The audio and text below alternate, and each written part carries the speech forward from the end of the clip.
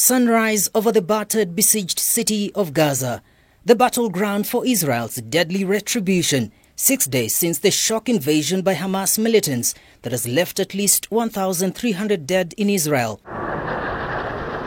Inside Gaza, where the death toll exceeded 1,700 on Friday, the humanitarian crisis deepening as Israeli military tanks converge for an imminent ground assault. Israeli forces dropping thousands of flyers across the Gaza Strip early Friday, instructing its 1.1 million residents to evacuate the area within 24 hours, a decision the United Nations says will be calamitous. And within the corridors of power, US and European leaders spearheading a shuttle diplomacy effort while asserting their support for Israel. Hamas acts have nothing to do with the legitimate aspiration of the Palestinian people. On the contrary, the horror that Hamas has unleashed is only bringing more suffering upon innocent Palestinians. They are threatened too. Hamas' despicable actions are the hallmark of terrorists, and I know that how Israel responds will show that it is a democracy. As the President said, we have your back, and it's an awful week.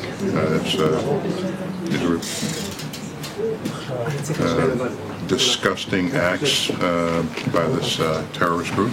Israel's Prime Minister declared all members of Hamas as dead men while defending their decision to unleash the Jewish military might on the enemy. And just as ISIS was crushed, so too will Hamas be crushed. And Hamas should be treated exactly the way ISIS was treated. They should be spit out from the community of nations. No leader should meet them.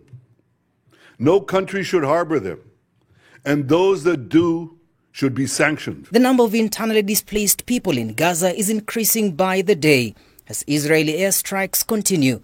With all crossings closed, essential supplies including fuel, food and water cannot reach the territory. Hospitals and residents are relying on generators for power, which are running low on fuel, and water access is affected by power cuts.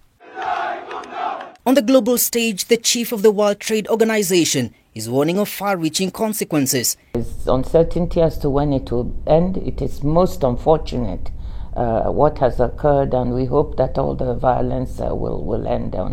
And once again, friends of Palestine took to the streets in Iraq, Palestine and beyond to show their support. David Mbidi, K24.